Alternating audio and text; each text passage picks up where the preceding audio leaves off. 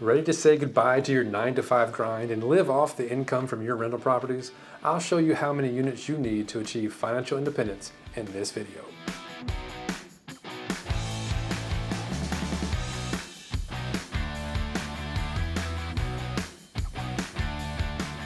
Owning rental properties is a time-tested investment vehicle that can benefit investors in a variety of ways. You can get additional income, you can add to your net worth, there's tax advantages, among a variety of other reasons. But probably the most is getting that extra income that can be created through buying and renting out the property because it can fast-track your path to early retirement. By the end of this video, you'll understand how many rental units you need to fire your boss and stop exchanging your time for money. Warren Buffett is famous for saying this quote, "You'll never get rich until you make money while you sleep." So let's figure out how many rentals you need to make money while you sleep and then ultimately buy back your time.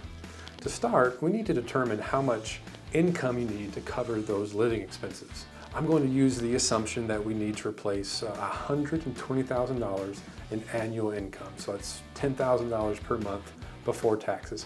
And this is a common goal for investors that I've worked with, but you can adjust this based on your specific income needs. Next, we need to consider how much cash flow we want to aim for per rental unit. I recommend targeting at least $250 per unit in cash flow per month after all expenses.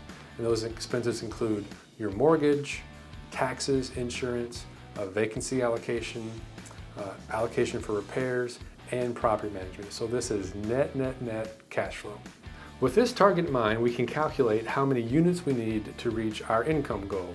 So to replace $10,000 a month in gross income per month, we need 40 units at $250 in cash flow per unit. So that's $10,000 divided by $250, which equals 40 units. So to generate around $120,000 per year, you need to own roughly 40 properties. So of course, the number of units you need will depend on your cash flow target and the actual cash flow you can generate from each unit. For example, if you can only achieve $100 a month per cash flow, then you would need 100 units to replace $10,000. $100 times 100 units is $10,000 per month. On the other hand, if you are able to find a property with a very high cash flow of, say, $500 per unit, you would only need 20 units to reach your income goal. And when I started, that's how I ran my numbers. I concluded that I needed 100 units because I was running my numbers at $100 per door to replace my income, thereby earning me the $10,000 in gross rental income that I was looking for. But I soon realized it is far better to buy fewer properties with better cash flow than just to buy anything and everything I can get my hands on.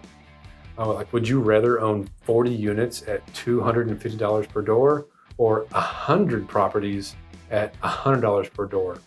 It turns out to be the same income of $10,000 a month, but it's 2.5 times as much work to deal with the 100 units.